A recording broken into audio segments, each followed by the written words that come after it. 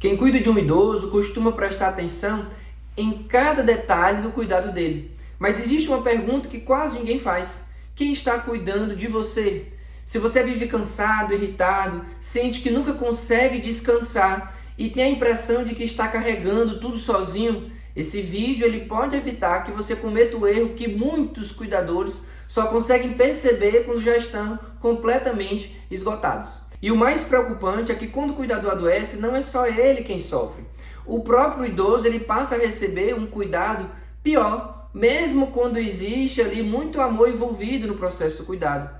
Hoje eu quero mostrar por que isso acontece e quais são os sinais de que a ansiedade ela já pode estar fazendo parte da sua rotina sem que você tenha percebido. Inclusive eu vou compartilhar com você estratégias depois que você tenha mais clareza do que pode estar acontecendo para que você mude a condução daqui para frente nesse processo de cuidado. A propósito, eu sou o Dr. Milton Botelho, pós-graduado em geriatria e há mais de 11 anos eu lido com famílias dentro desse universo do cuidado dos idosos. E nesse canal, a minha missão é sim trazer um novo olhar sobre essa jornada de cuidado, fazendo com que você consiga perceber que pode ser de uma outra forma, pode ser conduzido de uma maneira que deixe todo esse processo muito mais leve.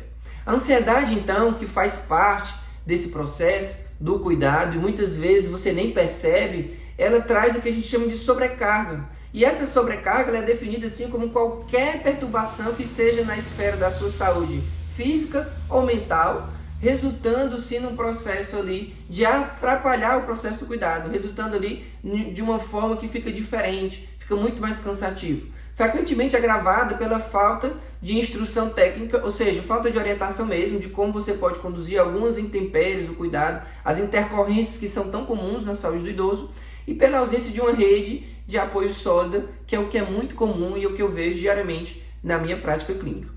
Existem então 4 pilares fundamentais para evitar esse estresse, que é a manutenção da saúde física, a reestruturação de atitudes perante o cuidado, ou seja, a forma de mudar algumas as estratégias no meio do caminho e está tudo bem, o estabelecimento de redes de apoio formais e informais, eu vou explicar sobre isso, e a prática diária de técnicas de relaxamento que faz com que você consiga recarregar ali as suas energias para continuar conduzindo todo esse processo de cuidado. O objetivo central, então, aqui é permitir que o cuidado ele seja exercido de forma gratificante, ou seja, eu sei que você faz com todo carinho, mas ao mesmo tempo sem comprometer a integridade do cuidador, porque o cuidador também precisa estar bem para conseguir cuidar bem, conseguir inclusive fazer o seu melhor nesse processo de cuidado.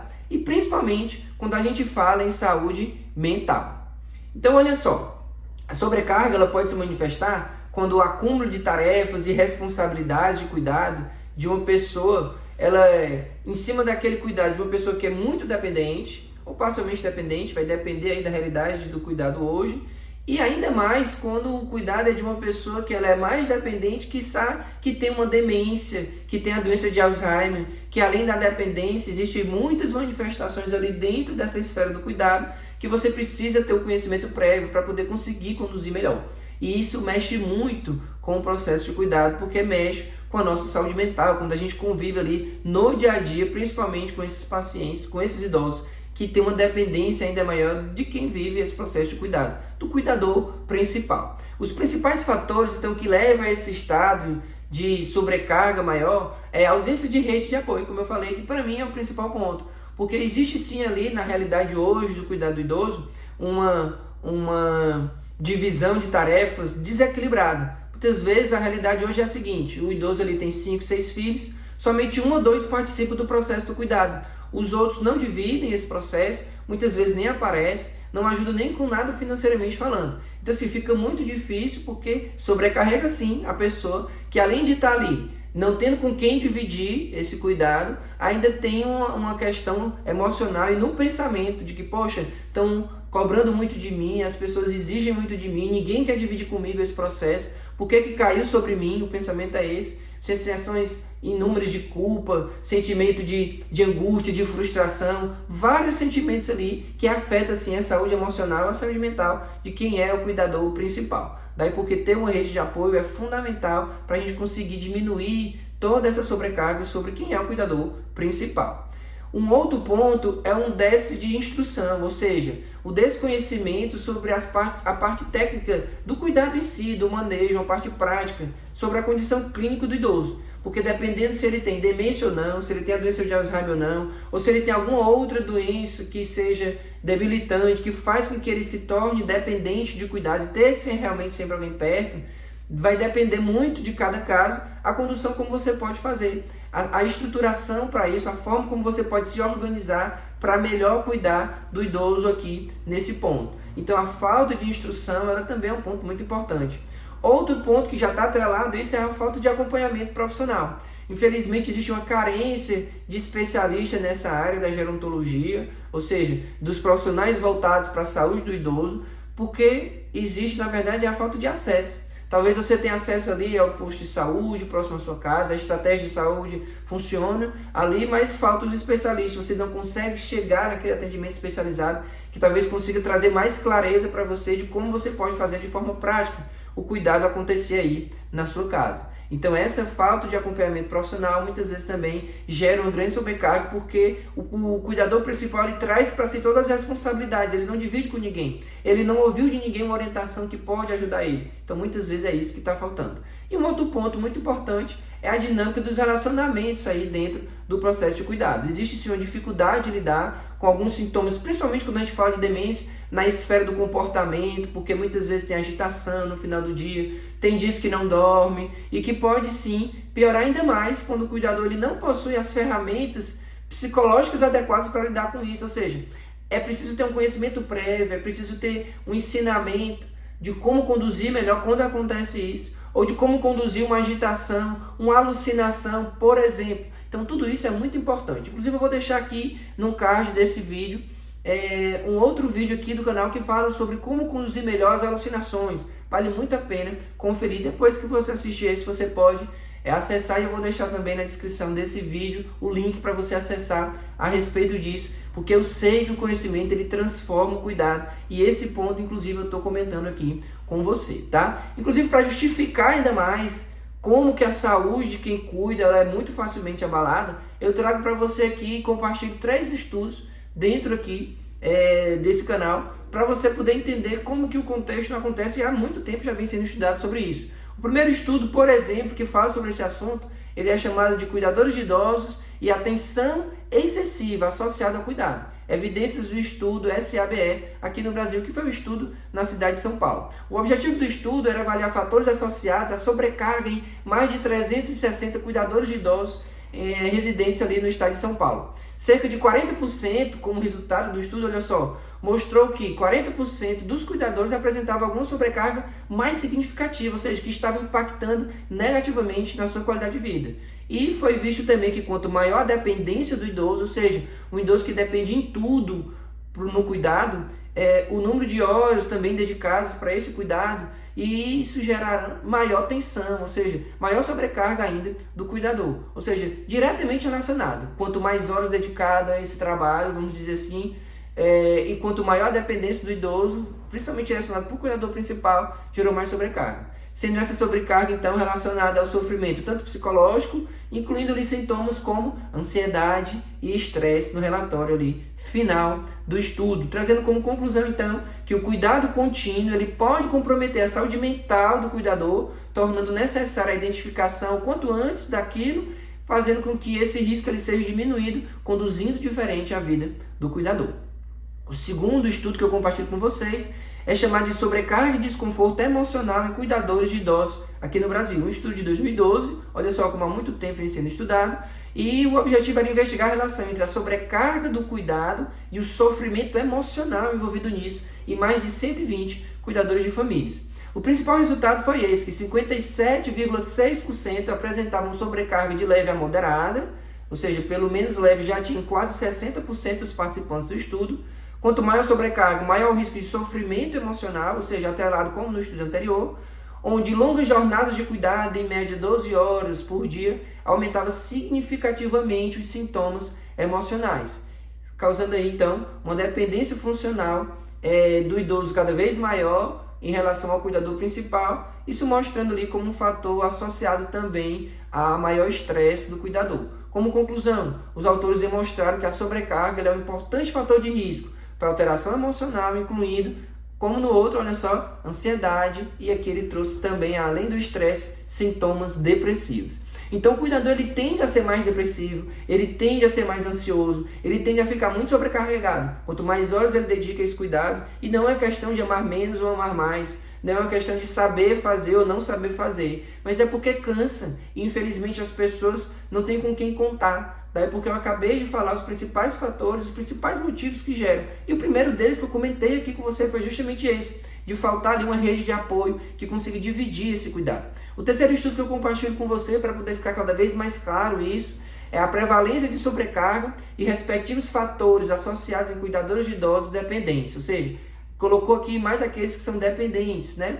Analisa os fatores associados à sobrecarga em cuidadores familiares como objetivo. E os principais resultados foram esses. Os fatores mais relacionados à sobrecarga foram a depressão do idoso. Então, o idoso que ele é muito dependente, ainda depressivo, ele gera uma sobrecarga maior sobre o cuidador.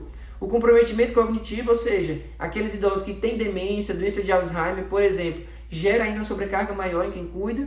E também um baixo apoio social ao cuidador. Aquele cuidador que parece que é esquecido, que ninguém olha para ele, que ninguém se importa com a saúde dele, com a sua dignidade. Ele fica meio que apagado, como se fosse uma obrigação tudo aquilo que ele está fazendo hoje, toda a sua luta, por exemplo, como se fosse uma obrigação, sem ter ali um mínimo de reconhecimento, um mínimo de apoio, um mínimo de suporte, que eu sei que todos nós precisamos e você também precisa. Os autores, então, destacaram nesse terceiro estudo que cuidadores com maior sobrecarga eles apresentam, sim, maior vulnerabilidade a problemas de saúde mental, como ansiedade e o estresse crônico, assim, lá como o primeiro estudo também mostrou essa mesma coisa. Ou seja, uma coisa bem importante, concluída, é que a oferta de apoio ao cuidador ela é tão importante, olha só, quanto o tratamento do próprio idoso, para que reduza assim a sobrecarga emocional e ele consiga continuar realizando essa sua função de cuidador.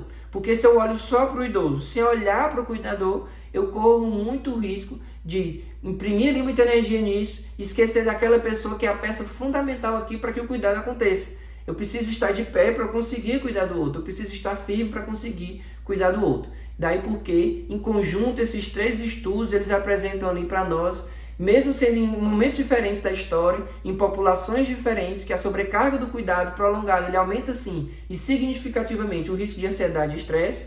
Quanto maior a dependência funcional do idoso, ou seja, se o idoso ele é dependente em tudo do cuidado, maior a tendência de causar uma sobrecarga no cuidador, que a falta de apoio familiar e social agrava ainda mais o sofrimento emocional, porque gera ali muitos sentimentos do cuidador, que rumina aquilo, muitas vezes ele chora sozinho no banheiro e não chora na frente do idoso para não demonstrar que ele está sofrendo, mas ele está sofrendo sim, e identificar que precocemente, quando a gente consegue perceber essa sobrecarga e oferecer o suporte adequado ao cuidador, pode reduzir o risco de ansiedade, de depressão e do extremo de tudo isso, que é a síndrome de burnout. Tá? Então, olha só, para poder a gente entender que é tão relevante isso, eu trago também as estratégias do que a gente pode implementar a partir de agora como sendo os 4 pilares de apoio ao cuidador.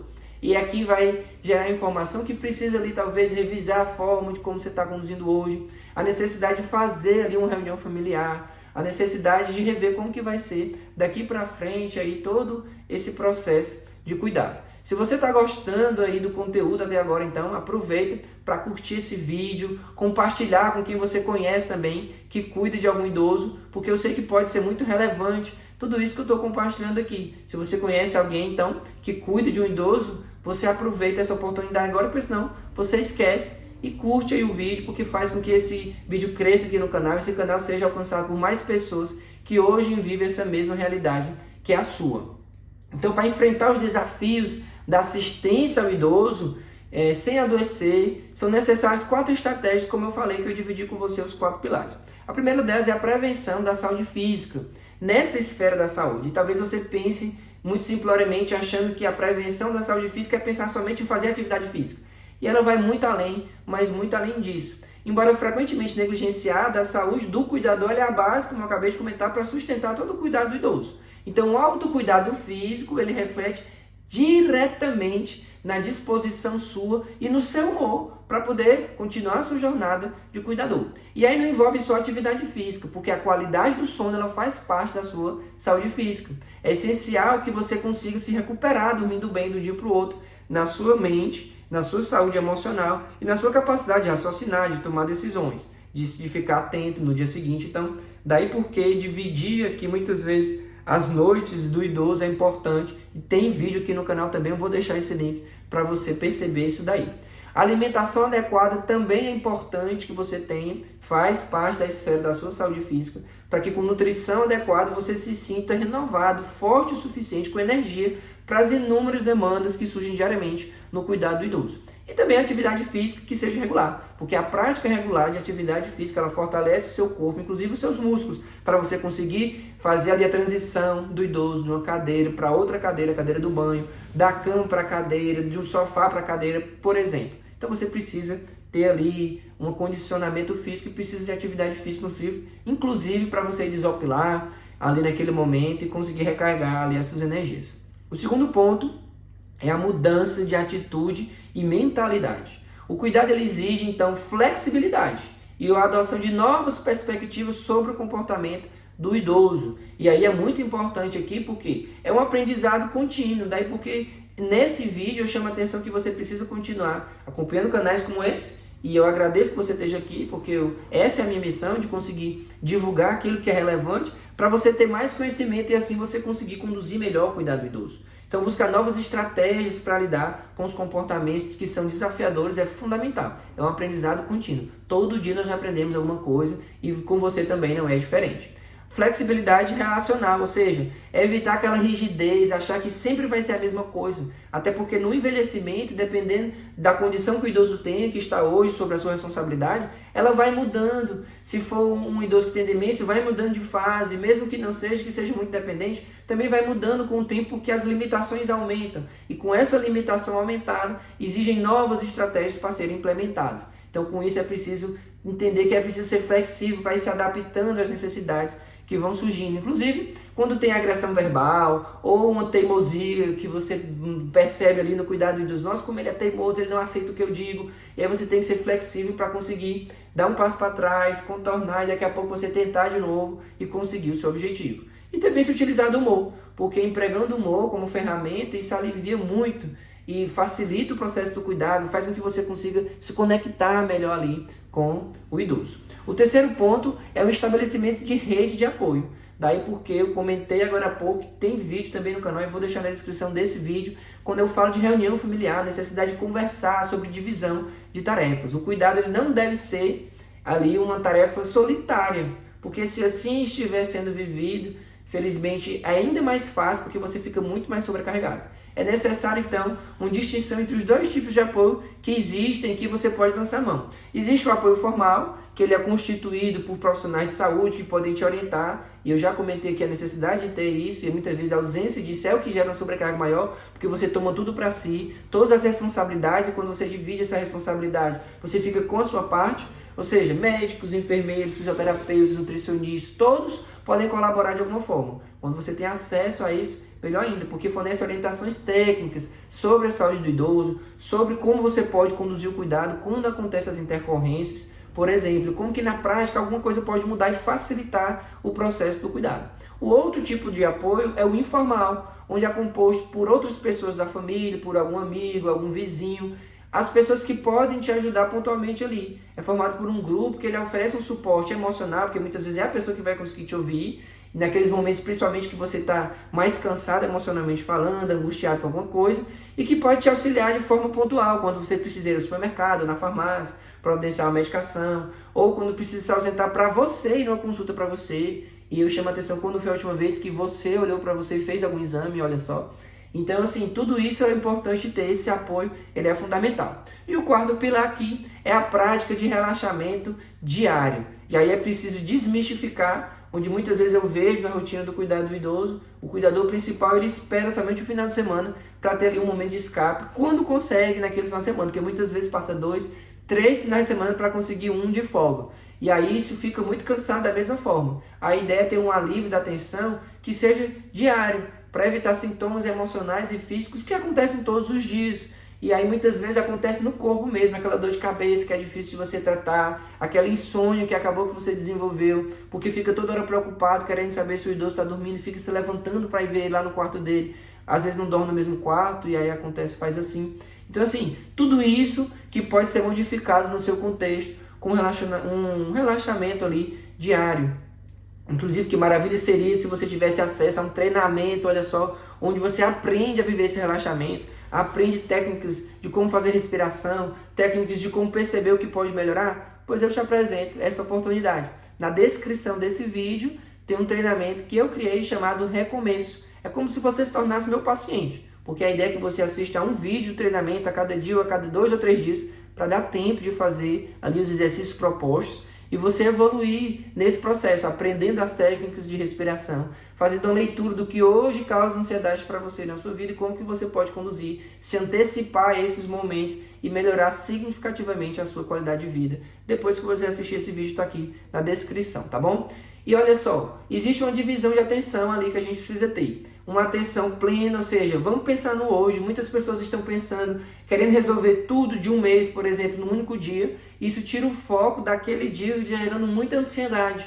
E a outra coisa, como eu falei, é parar diariamente, algum momento do dia para você respirar, para poder parar um momento para meditar, para viver um momento seu, tentar ficar em silêncio um pouquinho, bota uma música, se você tiver um fone de ouvido ali, ó, um momento seu, 5, 10 minutos, para você renovar ali suas energias e voltar para os seus afazeres. Não esperando somente um final de semana, a cada 15 dias, quem sabe, porque aí você não consegue esperar tanto tempo assim. Você precisa, de forma mais urgente, renovar ali a sua energia para continuar um cuidado pleno e tão bem feito como você tem tentado fazer da sua melhor forma, tá bom? Então, olha só, o cuidado ele pode ser uma experiência, eu sei, de retribuição afetiva, de um retorno, uma gratidão, onde muitas vezes você pensa, o papai ou a mamãe cuidou tão bem de mim, agora é minha vez de fazer por ele. Tudo bem, esse pensamento ele realmente é válido. No entanto, para que essa visão ela prevaleça e ela seja maior do que o estresse, o cuidador ele precisa ter conhecimento, ele precisa ter clareza da missão que ele tem. Você precisa entender o que você está fazendo, como fazer de forma mais eficiente, inclusive, dividindo tarefas, olha só. Então, assim, esse canal tem o intuito de trazer essas informações para você. Daí porque eu te convido, depois desse vídeo, ir na descrição e ver os links que eu coloquei ali, que eu compartilho com você, de vários ensinamentos a respeito de como pode ser mais leve o cuidado do idoso.